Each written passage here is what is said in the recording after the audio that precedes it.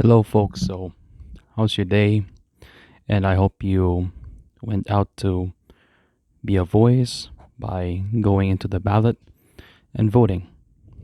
And and congratulations, and I respect you for your voice and your opinions, and to preserve our democratic way of life.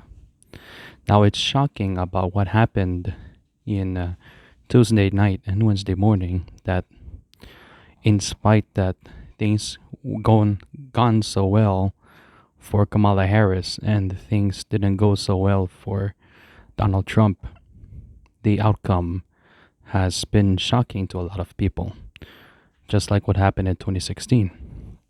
So, this is just to show you that there's really something really wrong with this country of how very ignorant and very stupid that Americans are today. Now, I'm gonna also put out some uh, explanation of how, based on some reportings that I've read, how, in spite that Trump, throughout his campaign, he kept babbling about himself, attacking other people, and causing a divide and hate, while Kamala Harris did everything to address issues like abortion, the economy, and address the issues of price gouging, also known as inflation. And I understand there's a lot of people out there who decided to switch their vote in the last minute, and I can see why, because I probably would have done that like any normal person, but I chose for, another different path. So, based from some reportings I've read, well, Kamala did not do enough to really reach out to all people of all sides, especially those who are registered as nonpartisan or not very active in political organizing or not into politics. And I can see why she didn't go further to bridge between the progressives and the former Republicans who are going to vote against Trump. She was mostly focused on one side over the other. And I saw this, these are some videos that I've seen in Democracy Now! Of Hawaii. There's actually a lot of young male voters decided to put their vote on Trump rather than Kamala, while many young female voters all landslidingly went for Kamala. So it's an algorithm from the internet how the people who have supported Trump and uh, in right wing podcasts that have been going on all around on YouTube.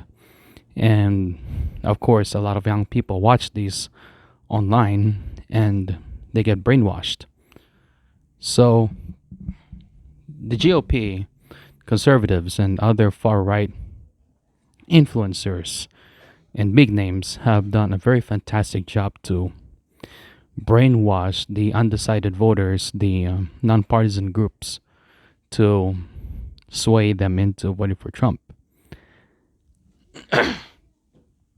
While Kamala, on the other hand, even though that she addressed about the price gouging, the economic sabotage, and of course inflation, it is true that she didn't do too much to compare herself to Donald Trump and Joe Biden combined, and she kind of failed to address on how her economic policies would be different than Biden, even though that she keeps saying it about Donald Trump. And I say this as someone who has voted. Well, I did vote for Kamala during the election, and in my registration, I'm a registered Democrat. Though I'm not fully Democrat, I'm only just Democrat in registration only. I criticize both parties for failing to appease and to uphold their values to their constituents and to undecided voters. It is true that, both parties are collapsing in their own ways. Well, the Democrats need to actually step up to their game and stop trying to be pleasers or be complacent or be pushovers. The Republican Party, on the other hand, has become a religious cult. It's become a party of full of brainwashed, radicalized groups that have very gullible agendas, and they don't really care what's really going on around them, even though they say that they care. They pretend to know what's going on, and in the end of the day, they don't give a shit.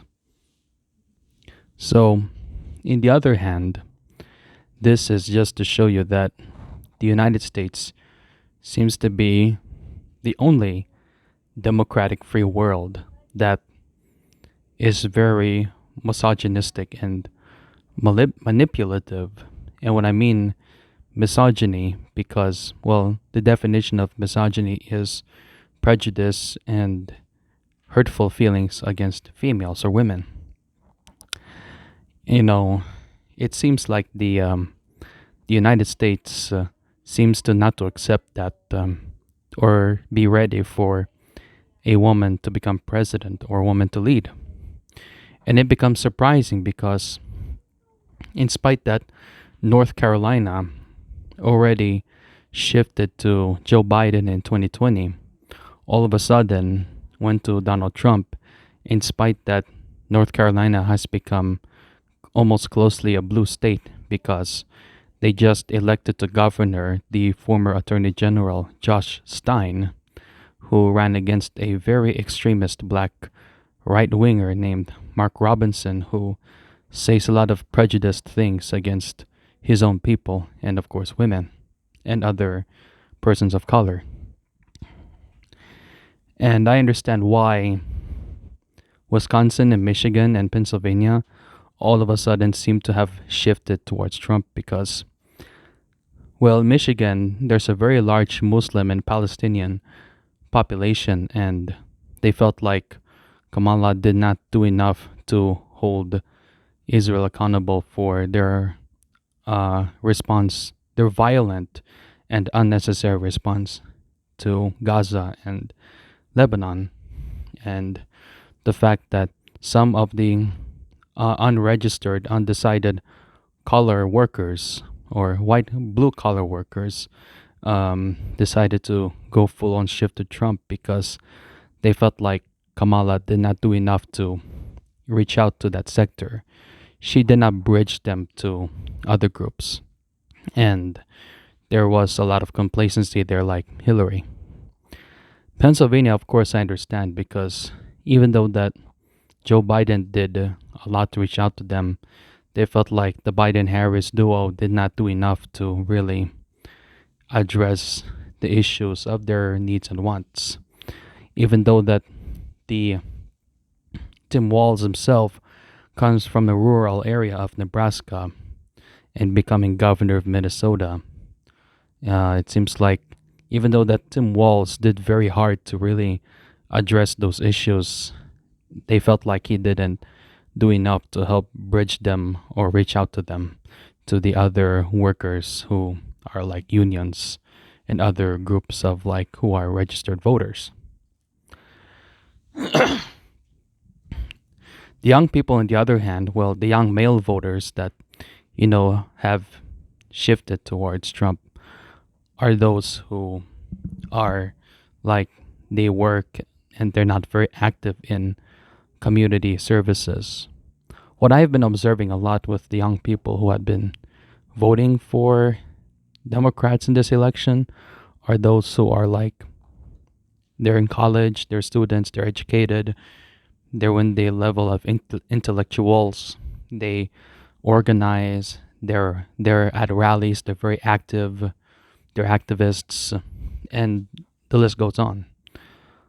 This also includes like young people of color, like Latins, blacks, Asians. This goes to the sector who have been divided with, the gap of registered voters. I know that a lot of young women of all sides, college, non educated, and so forth, have all rallied behind Kamala for these specific reasons. And it seems like she has done a good job with the senior citizens because of their Medicare, Medicaid benefits. So, well, now that the election is over, I can say that we will each be challenged and we will be tested on our faith and trust. And so we must preserve, and in time, that a new hope will come. And we will defeat these infidels and defeat these elements of authoritarianism.